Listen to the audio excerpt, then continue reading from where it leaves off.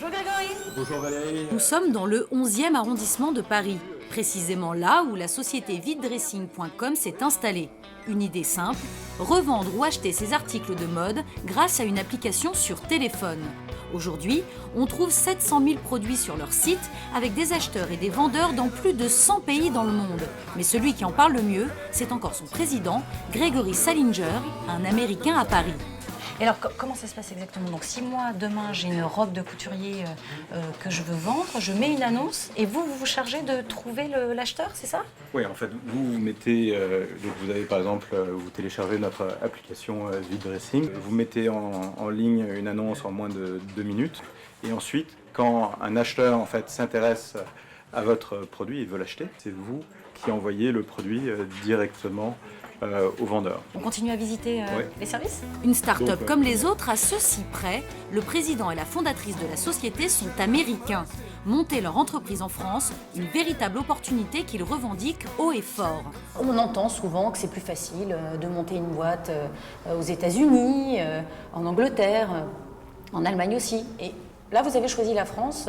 Je dirais que l'écosystème français est plutôt assez favorable parce qu'il y a évidemment beaucoup de gens de talent en France, donc il nous faut des gens de talent pour créer une belle société, donc à la fois des développeurs, des passionnés de la mode, des experts du marketing. On a été assez soutenus aussi dans notre développement, on a fait partie de réseaux tels que French Touch, tels que Réseau Entreprendre qui nous ont aidés à nous développer. Et ça veut dire qu'à terme, dans vos rêves les plus fous, votre société VidDressing s'étend et se déploie. Est-ce que vous restez quand même à Paris? Nous, on est très heureux à Paris. Justement, on pense qu'on peut tout à fait rayonner au niveau mondial en étant basé à Paris. La France, pour moi, c'est un pays qui a un potentiel extraordinaire et voilà, qui a besoin d'avoir confiance en elle. Elle a énormément d'atouts. On a toutes les ressources qu'il faut, mais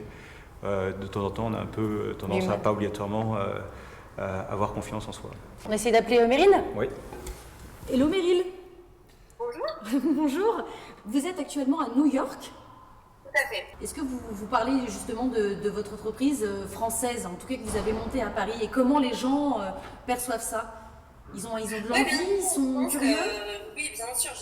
J'ai dit que effectivement, VidDressing, je l'ai monté en France et je pense qu'il y a de plus en plus d'exemples de très belles boîtes, des très beaux startups qui sont made in France en fait. Donc il y a clairement quelque chose qui se passe à Paris et c'est génial en fait de voir l'évolution de cet écosystème où effectivement il y a une telle dynamique en fait, c'est un tel engouement pour l'entrepreneuriat. Et maintenant, je pense qu'il y a de plus en plus de personnes qui souhaitent se lancer dans l'entrepreneuriat. Donc pour moi, ça veut dire beaucoup de choses et notamment ça témoigne vraiment de l'intérêt et le dynamisme de l'écosystème start-up français.